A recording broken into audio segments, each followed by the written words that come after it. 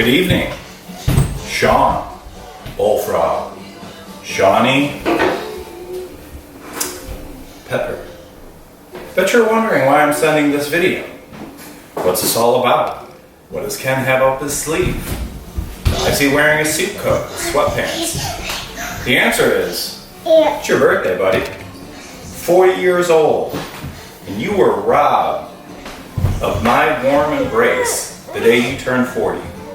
So, instead, I'm gonna hug you with whiskey. Yes, my friend.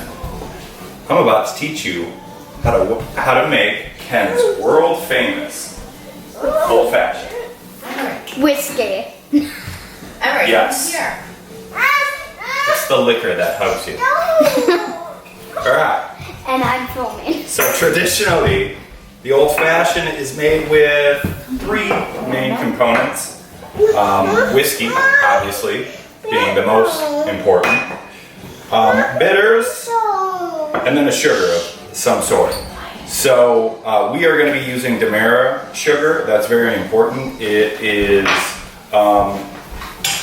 it has a bit more character to it. It's almost like brown sugar instead of like your regular white sugar.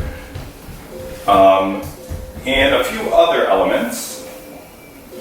Excuse me.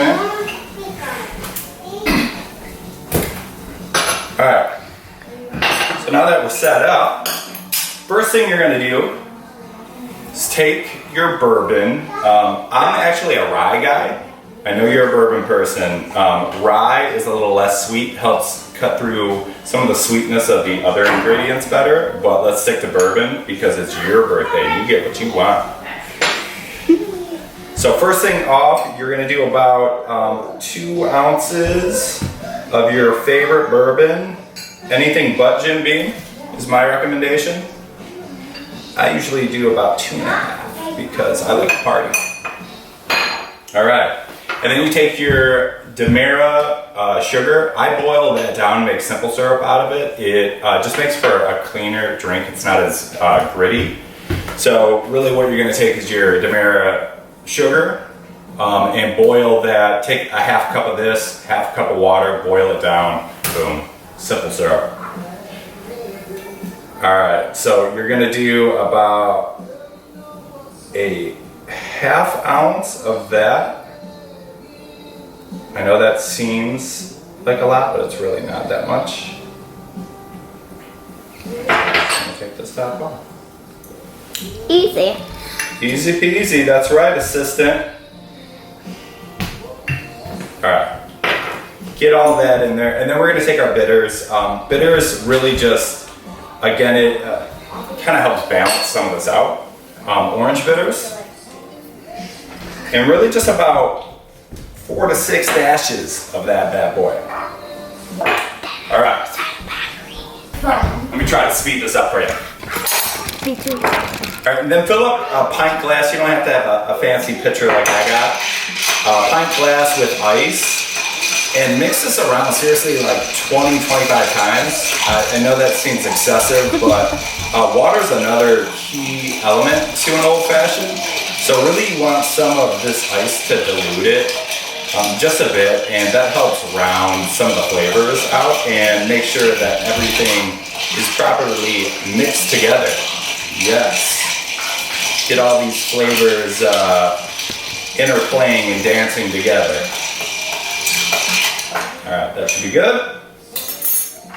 Take your whiskey glass, get a nice big rock of ice, and the point of this is now that this already has some water to it and it's already cold, you can add it to a bigger piece of ice, and therefore it'll just stay and it's not really going to dilute much more.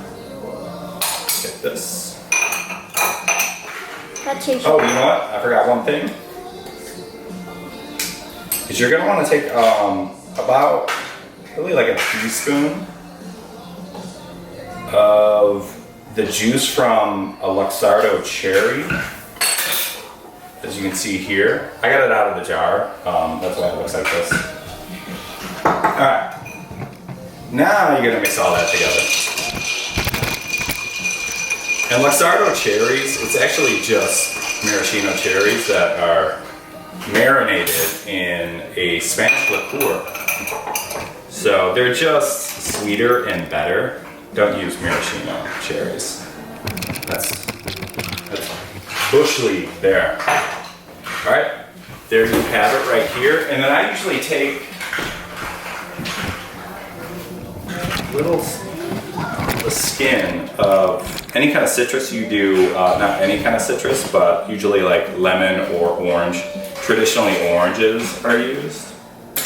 And this will help balance some of that out, some of the drink out, and cut some of the sweetness. Just twist that in there, like so, and there you go. You have one really, really, really good old-fashioned that you can just sip on. And you just savor this, buddy. You've earned it. I love you. Happy birthday.